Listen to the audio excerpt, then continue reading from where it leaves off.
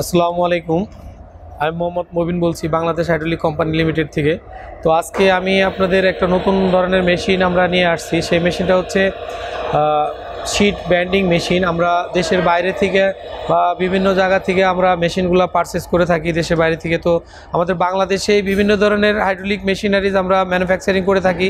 তো সেই ক্ষেত্রে তো আমাদেরকে এখানে যে প্রোডাক্টটা আপনারা দেখাবো, আমি কমপ্লিট চালু করে দেখাবো মেশিনটা, যে আমরা 3 mm পর্যন্ত এই মেশিনটাতে আমরা শীট ব্যান্ডিং করতে পারি।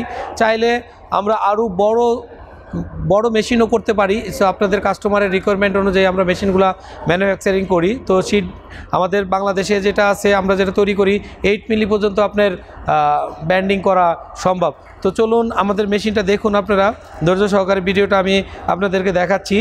তো মেশিনটা অপারেট করতে হয়, এটা ম্যানুয়াল, আপনারা চাইলে অটোমেটিকও করতে পারবেন। তো এটা আপনার লিভার সিস্টেম, আপনার যে কোনো লোকই আপনার এটাকে কিন্তু অপারেট করতে পারবে।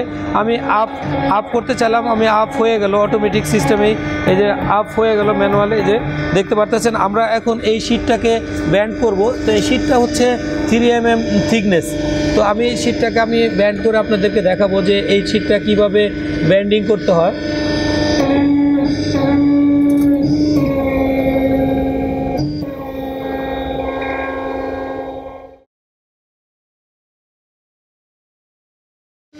তো আমি আপনাদেরকে যেটা আগেও বলেছি যে থিকনেসটা কম বেশি করা যায়। তো সেই ক্ষেত্রে আমি যে শীটটা আমি দিয়েছি এটা হচ্ছে 3 মিলি থিকনেসের।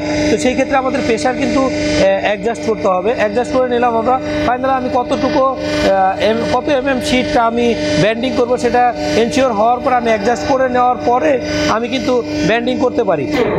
তো আপনার দেখতেছেন শীটটা কিন্তু আপনার ব্যান্ডিং হয়ে গেল।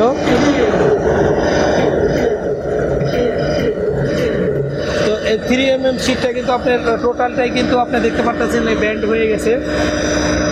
আপনার এই শীটটা ব্যান্ড হয়ে গেল। আপনার এখন যখন আপনি আরও পাতলা শীটগুলা আপনি ব্যান্ড করবেন, সেই ক্ষেত্রে আপনি এখান থেকে প্রেশার কমাতে পারবেন। এখান থেকে কমায় নিলেন, আপনি কত গেজের শীটটা আপনি ব্যান্ড করবেন সেটা আপনার সিলেক্ট করতে হবে। সিলেক্ট করার পরে দেন আপনি প্রোডাকশনে আপনি যেতে পারবেন আর কি। তো এখন আমি আপনাদেরকে আরও দেখাবো। দেখেন এই যে এটা একদমই পাতলা শীট। তো এই শীটটাও আমি ব্যান্ড করেছি, আবারও ব্যান্ড করে আমি দেখাবো। তো আপনারা দেখেন যে এই শীটটা আমি ব্যান্ড করি কীভাবে। তো প্রেশার কিন্তু বারবার অ্যাডজাস্ট করার দরকার নাই। যখন আপনার প্রোডাক্ট চেঞ্জ হবে, থিকনেসটা চেঞ্জ হবে, তখন আপনার চেঞ্জ করতে হবে।